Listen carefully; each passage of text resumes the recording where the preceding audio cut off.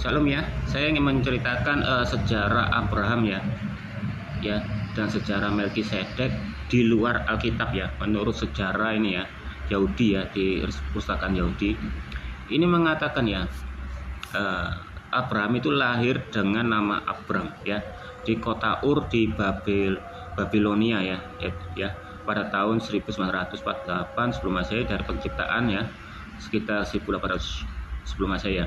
Ia adalah putra Terak ya, seorang pedagang berhala, tetapi sejak masa kanak-kanaknya ia mempertanyakan iman ayahnya dan mencari kebenaran. Ia mulai percaya bahwa seluruh alam semesta adalah karya satu pencipta, dan ia mulai mengajarkan kepercayaan ini kepada orang lain. Jadi Abraham ini ya lebih mempercayai iman yang disampaikan oleh Nuh ya, karena Nuh sudah bertemu dengan Yehova ya. Jadi Abraham ini kita ketahui adalah keturunan dari Sem ya. Kita ketahui kalau Nuh itu anaknya ada 3 ya, Sem, Ham, dan Yafet. Nah, Sem itu adalah golongan dari Asia, termasuk Elam, Asyur, Lot, Abraham.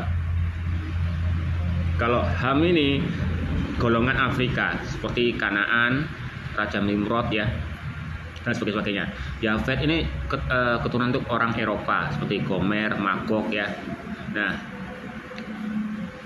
kita ketahui kalau Sem ini adalah putra sulungnya Nuh ya. Dia yang menutupi waktu Nuh lagi mabuk ya, waktu dia keadaan telanjang dia menutupi, sehingga dia jadi diberkati lah ya. Jadi Sem ini kan melahirkan anak Abraham sama Lot ya. Jadi Abraham sama Lot sudah beda ya. Nah, keturunan dari Yesus itu adalah Abraham ya, bukan Lot ya. Jadi kan Lot kan waktu Sodom dan Gomora istrinya kan melihat ke belakang jadi tiang garam kan, waktu Sodom Gomora dihancurkan kan. Jadi Lot ini bukan keturunan dari Yesus ya. Jadi Yesus dari keturunan dari Abraham yang baik-baik ya. Nah, kalau kita ketahui ya, menurut sejarah ya, Iran itu bukan dari Babilonia ya, dan Iran itu belum ada ya. Semua negara-negara itu belum ada ya, jelas pasti ya. Kalau Iran itu kita ketahui itu dari tercipta dari Persia ya. Oke, bentar ya. Nah, kita lihat ini ya. Abraham menggunakan bahasa Semik ya. Nah, Semik itu dibagi 2 ya, Semik Barat dan Semik Timur ya. Kalau Semik Utara itu terbagi menjadi South West Semik ya, Barat Daya Semik ya, Epigrip, South Arabia Language Gas ya, Modern Ethiopic Language Modern South ya, dan Arabic ya, sama ini ya,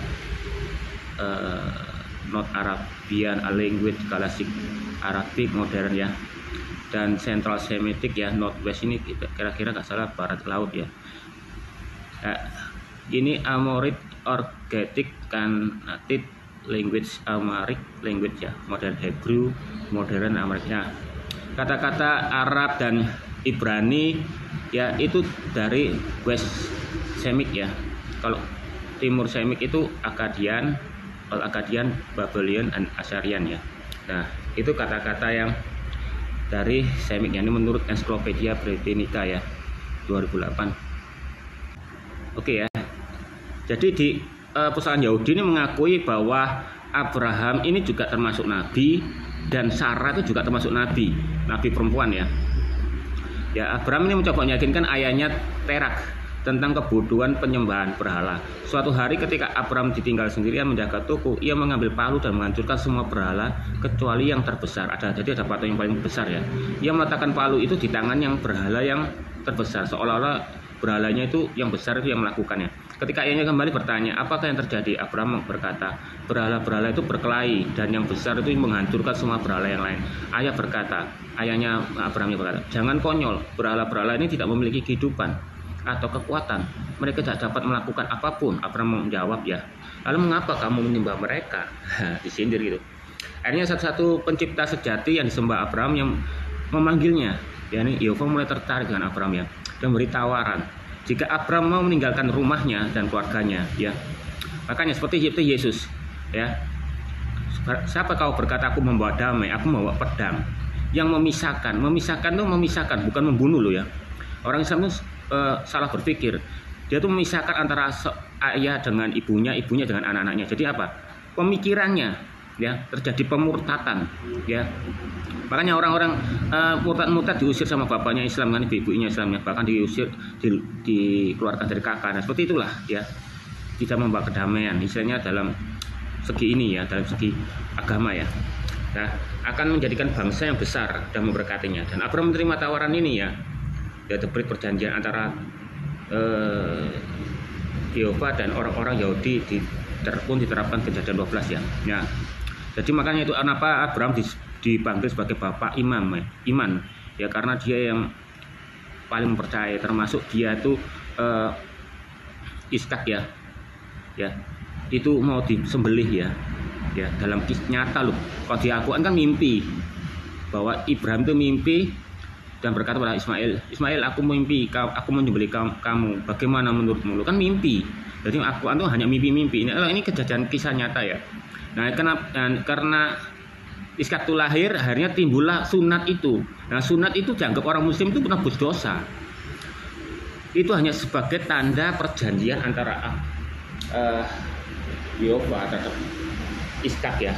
Dia itu kalau akan keturunannya itu akan jadi raja sama lamanya, yaitu Yesus ya, nggak mati. Kan dia raja sama lamanya kan ya. Dan sama berkat-berkat yang ada Abraham terturah di keturunan-keturunan itu. Nah, tandanya apa? Tandanya sunat, biar manusia itu tahu ini loh, Yehova telah berjanji bahwa keturunannya itu akan, Israel ini akan makin bagus dulu. Nah, itu gunanya sunat. Sama seperti Arba itu janjinya apa? Dengan Yehova menaruh busurnya, yaitu pelangi itu. Nah, itu biar apa? Biar kita tahu, oh ini pelangi adalah tanda bahwa Yehova tidak akan pernah ngasih banjir Arba lagi ya, itulah. Nah, makanya Muhammad itu lebih pintar pada Muslim, karena dia mengerti bahwa sunat itu tidak ada faedah, tidak ada gunanya bagi dia, karena dia bukan orang Yahudi. Makanya dia nggak sunat, tapi dia pinter. Dia membelokkan kisah itu agar seolah-olah Islam itu mendapat bagian dari berkatnya orang Yahudi. Tapi salah. Sunat itu hanya berfungsi kepada orang Yahudi, bukan kepada orang Arab. Ya, juga membelokkan semua nabi-nabinya ke dia. Ya, seolah-olah itu Al-Quran itu mendapat bagian dari kitab Taurat. Padahal kita ketahui kalau Islam itu asal mulanya dari Arab pagan itu, menyembah berhala itu, dari suku Koersi ya. Yang bilang Abraham itu mendirikan Baal di situ, sedangkan di Alkitab dia tidak menyembah berhala. Nah, bagaimana tiba-tiba dia bisa membuat kubah ya? Jadi prinsipkan itu semua itu, biar seolah-olah itu Islam itu mendapat bagian. Sama seperti kayak di film Marvel dan MCU. Bagaimana Marvel dan MCU ini saling ketemu? Ya buat aja cerita universalnya ya. Nah, bagaimana caranya Dragon Ball bisa dihubungkan dengan Marvel? Gampang, tinggal bikin aja acaranya pintu universal ya, timeline dimensi. Nah, itulah cara membelokkannya tuh, seperti itu.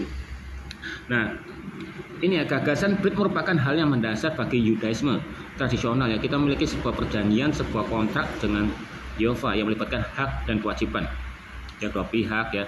Dan Abraham mengalami 10 ujian iman ya, dari 10 ujian iman yang itu ya, mengalami ujian ya. Nah, rumahnya adalah salah satu ujian ini Yudaisme. Kita memiliki perjanjian kontrak dengan Yehova yang melibatkan hak dan kewajiban kedua belah pihak. Kita memiliki kewajiban ya. Ini kita baca tadi ya, yang tobat tadi yang. Nah, Abraham yang dibesarkan sebagai penduduk kota menjalani gaya hidup nomaden, berpergian melalui wilayah yang sekarang menjadi tanah Israel. Jadi Abraham itu sudah menempati tanah Israel dulu.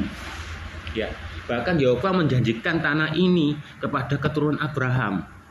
Sama seperti surat Al-Maidah 21, Al-Quran mengatakan bahwa Allah bersumpah kepada Musa bahwa tanah itu Israel itu milik dia.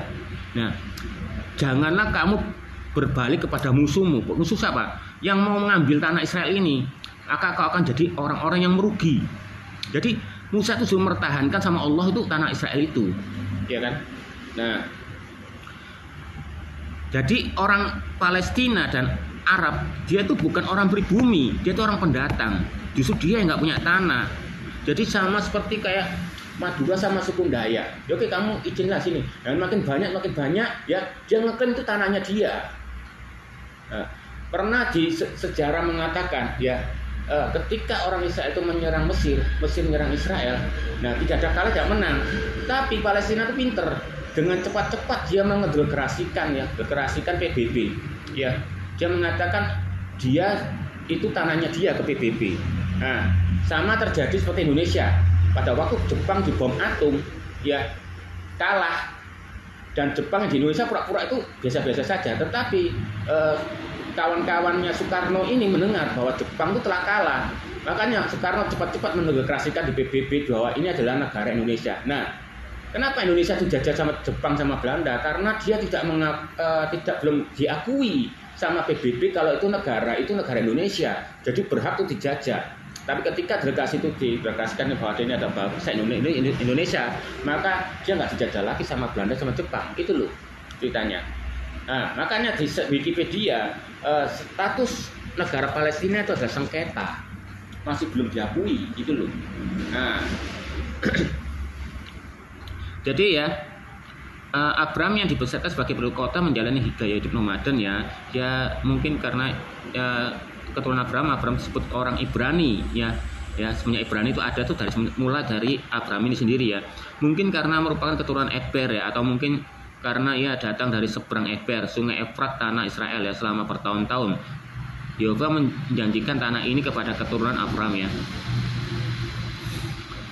Nah, mungkin karena Abram ini sudah menduduki Israel dulu ya, kita mengatakan bahwa dia mengalami pengasingan ya, Yusuf itu ke Mesir ya, jadi banyak tinggal di sana. Akhirnya tanah Kanaan Abram ini dikuasai oleh orang Kanaan itu tadi yang aslinya itu dari Eropa itu ya. Yang kita ketahui kalau orang Filistin itu ya, yang menguasai tanah Kanaan itu ya, yang bekas Abraham itu, dan baju perangnya terbuat dari besi, terus ada sapunya di kepalanya. Jadi sapu kepala itu orang apa? Pasti orang Romawi, orang Eropa, dan badannya besar-besar, dan dia keturunan orang-orang raksasa. Karena kenapa? Bukan orang Arab itu ceking-ceking, dan dia juga bukan Filistin, itu bukan orang pemalas kayak orang Arab, enggak. Dia pekerja keras, maka tubuhnya besar-besar. Tapi sayangnya dia umurnya pendek. Karena apa? Sering melakukan perkawinan antara hubungan saudara, kakak adik kawin dan melakukan hal yang nggak benar gitu loh. Nah itu, tapi ketika dikalahkan oleh Israel ya, dia akhirnya tetap disisakan sama orang Israel itu biar ada keturunannya. Tetapi sayangnya dia dimusnahkan oleh sama raja siapa itu di zaman Babilonia itu kalah, akhirnya Filistin tidak ada. Bahkan orang arkeolog ya di YouTube itu mengatakan kalau Filistin itu dicek genetikanya tidak satupun sama dengan orang Palestina. Nah, itu kan. Jadi hanya orang pinter aja yang mengetahui orang Israel itu adalah benar-benar memiliki tanah itu ya. Namun Abram khawatir karena ia tidak memiliki anak dan ia sudah tua. Istrinya Abram yang terkasih adalah Sarai ya. Tahu bahwa ia sudah melewati usia subur yang menawarkan pembantunya Hagar sebagai istri bagi Aram.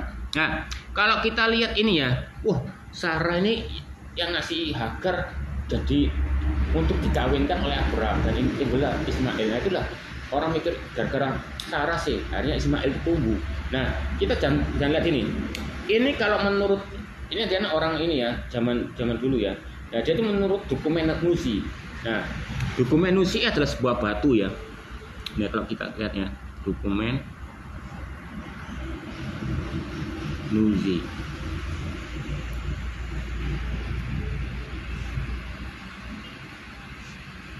Ya, ini dokumen Nuzi. Nah, dia itu menurut hukum Nuzi zaman dulu itu ya. Dan ini mengatakan di dalam bagian perkawinan yang mengatakan ya, bahwa jika seorang istri tidak bisa memiliki anak atau keturunan untuk terhadap suaminya, dia harus memberikan budaknya kepada suaminya untuk menurunkan keturunannya. Nah, sebelum melakukan itu, Abraham sudah melakukan Nuzi dulu, yaitu apa? Bahwa seorang yang tidak punya keturunan boleh mengangkat selain daripada anaknya yaitu budaknya, harus budaknya, jadi turun ya, budak pribadinya, yaitu makanya siapa ya budaknya itu ya, Zaziel ya, nggak salah ya, bentar ya, budaknya itu oke ya, ini kita ya, ini ya. Nah, budaknya namanya Eliezer, budaknya Abraham. Ini sempat dijadikan anak angkatnya Abraham, biar akan dapat warisannya Abraham, karena Abraham tidak punya anak ya pertamanya. Nah, sejak itu Sarah ini ya melakukan hukum nusi lagi, yaitu memberikan budaknya Hagar itu kepada Abraham ya. Nah, di situ mengatakan ya, ketika Abraham ini ngesek dengan wik-wik dengan Hagar, itu menurut sejarah dia di atas batu. Nah, batunya itu adalah Hajar Aswad itu. Nah, makanya karena menghasilkan anak yang banyak, maka Hagar itu menganggap dia itu sebagai berkah. Batu itu akan dibuat menjadi sebagai dewi kesuburan. Nah, ketika kabur itu, waktu dia diusir ya, dia membawa batu itu sama Ismail itu, dan Ismail pun meneruskan itu ya. Jadi dia adalah dewi kesuburan. Nah, itu asal mula sejarahnya Hajar Aswad ya. Nah, yang kita ketahui ya, dokumen Nusi ini juga mengatakan ya,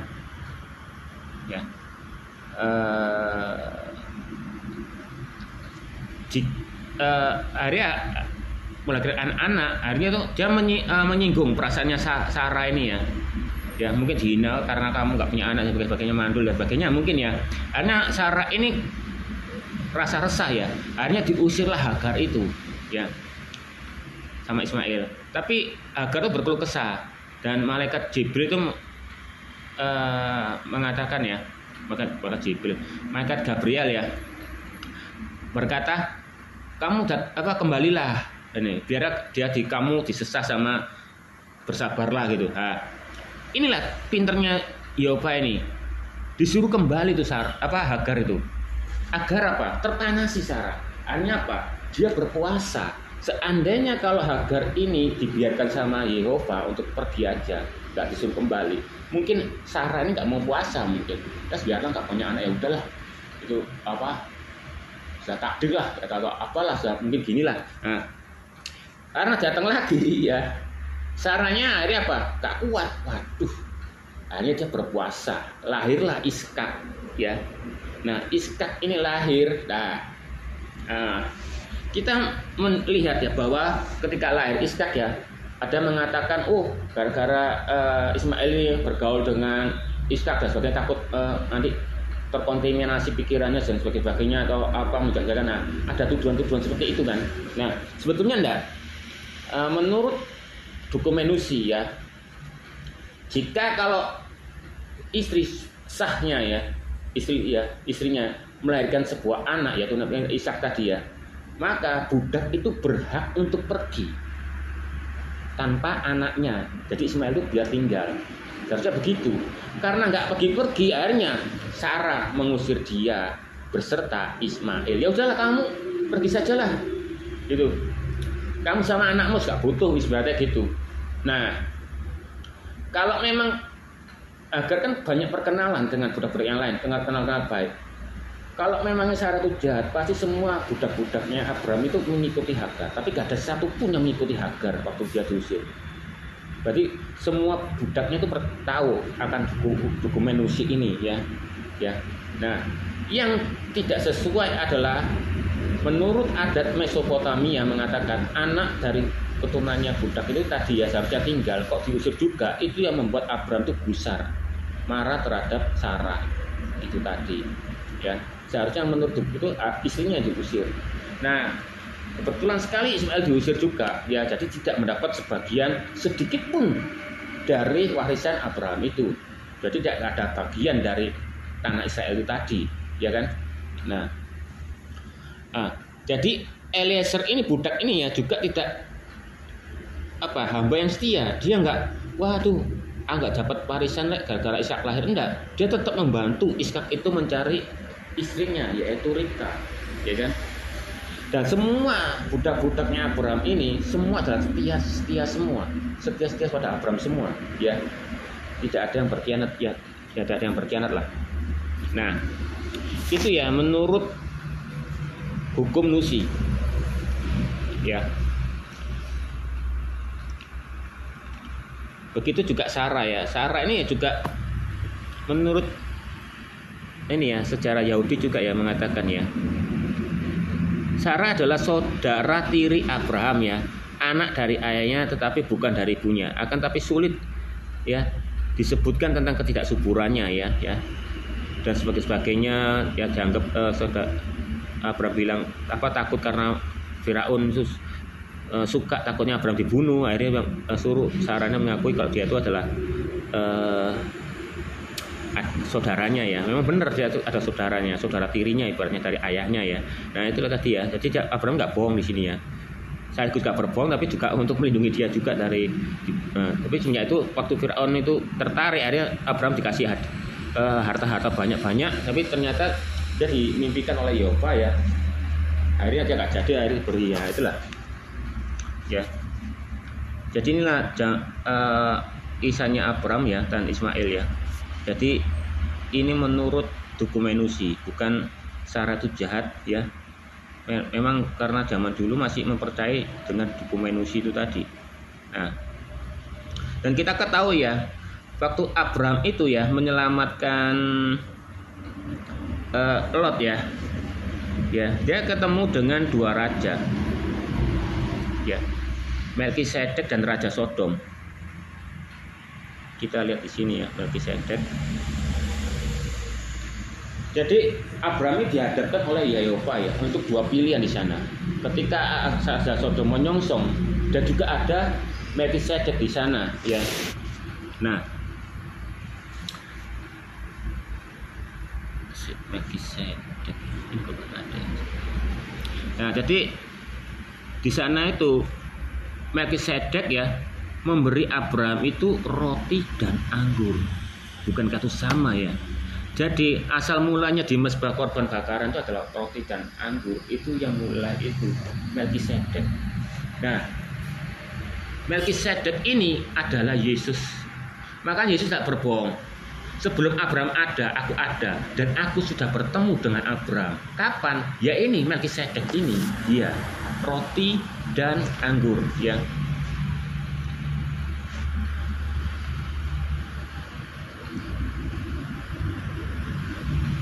Nah, dan Abraham itu juga memberikan persepuluhannya ya, hasil dari jarahannya ya, dengan kepada Melkisedek. Berarti Abraham mengetahui kalau Melkisedek ini adalah seorang imam ya, karena persepuluhan itu hanya bisa diberi kepada seorang imam ya.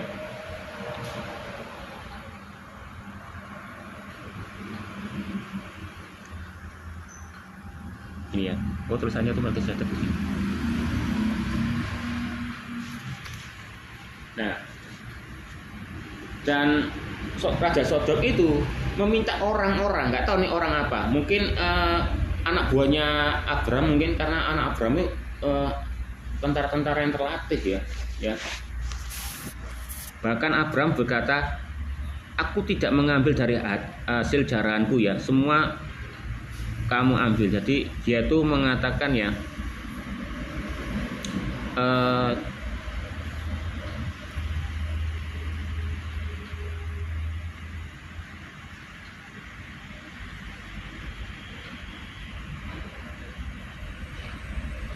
sebentar ya, ini kita atur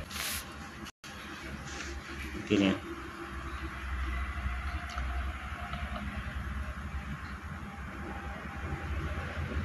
Sebentar ya, kita cari yang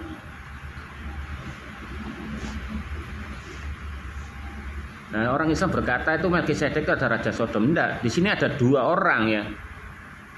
Ya, nih, maka keluarlah Raja Sodom menyongsong dia setelah ia kembali dari mengalahkan Kedorlaomer serta raja-raja yang bersama-sama dengan dia di lembah Sawe. Tapi lalu Melkisedek Raja Salem tuh, ya, juga Raja Salem menurut sejarah dia juga Raja Kanaan ya. Ya, Raja Kanaan juga mempersembahkan roti dan anggur lalu menjadi imam Yehova yang Maha Tinggi ya. Lalu Melkisedek melakukan apa? Berkata kiranya Abraham ya, Allah yang Maha Tinggi pencipta langit dan bumi. Nah, dan terpujilah Yehova yang maha tinggi yang telah menyerahkan musuhmu ke dalam tangan melalui yang memberikan kepada 1/10 dari semuanya itu. Nah, lalu sekarang Raja Sodomnya berkata, berikanlah orang-orang itu kepadaku dan bawalah harta bendanya kepadamu. Dan jadi ibaratnya kamu berikan uangmu, orang-orangmu itu, yang jadi yang hebat-hebat itu mungkin ya, yang tentara-tentaranya. Nah, dan bawalah harta bendanya kepadamu, ya. Jadi sebagai barter lah. Lalu berkatalah Abraham kepada Raja Sodom, aku telah mengangkat tanganku pada Hashem. Nah, Hashem ini adalah nama Yehova. Ya, ini ya. Digunakan untuk merujuk kepada Yehova agar tidak menggunakan namanya dengan sembarangan dan melanggar perintah kita. Nah, ini ada yang YHWH ya. Ini juga Abraham memanggil Yehova ini adalah Hashem ya. Dan tidak nggak boleh mengatakan secara sembarangan ya. Disebut ini Hashem ini juga termasuk nenek moyang. Nah, pernah kita lihat di video saya sebelumnya yang mengenai baca Afwan dan terjemahan. Di sana kan ditemukan kata-kata bahwa Allah itu ada nenek moyang ya. Sebelum Allah itu ada nenek moyangnya Allah. Berarti kan menganggap bahwa selain Allah itu ada Tuhan lagi, yaitu nenek moyangnya. Ya ini Hashem ini. Ya. Hashem itulah nenek moyang ibaratnya adalah Yehova dan termasuk nenek moyang segala-segala Tuhan yang pernah ada di muka bumi ini. Ya ini ya dianggap nenek moyang dari segala penyembahan ya. Hashem ini. Nah, bahwa aku tidak mengambil selai benang, selai tali sepatu pun ya. Atau apapun menjadi kepunyaanmu. Nah, ini sama ceritanya seperti Yesus. Ketika kamu menginjili, janganlah kamu membawa satu pun pakaian dan selai tali sepatu apapun ya, berkasut apapun ya. Jadi ini biar apa? Biar semua orang tuh waktu penginjilan tuh tidak ada yang memberi dia sesuatu dan meminta sesuatu gitu loh, ya. Kecuali apa yang telah dimakan orang-orang muda itu bagian yang pergi bersama-sama dengan aku, ya. Nah, di sini pun juga pernah ada sejarah mengatakan Melkisedek itu memberi makan kepada seluruh anak buahnya Abraham, begitu banyaknya ya, yaitu dengan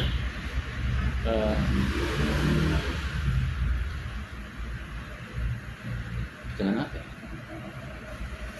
Saya lupa apa ya, entah ikan atau apa ya. Jadi Melkisedek ini sama seperti nama Yesus ya, roti dan anggur. Nah, itu kenapa ada sebabkan ada roti bakaran itu tadi ya. Jadi itulah perbedaan ya. Kenapa Ishak itu lebih istimewa daripada Ismail ya. Ada yang mengatakan di sejarah dia Hagar diangkat jadi istri. Ada yang mengatakan dia adalah gundik ya. Jadi ibaratnya hanya membuktikan ya bahwa ini adalah semua adalah dokumen usi ya, bukan sesuatu tanpa alasan di situ ya. Kenapa kok Ismail itu tidak dapat bagian ya. Oke, sekian dulu itu ceritanya ya.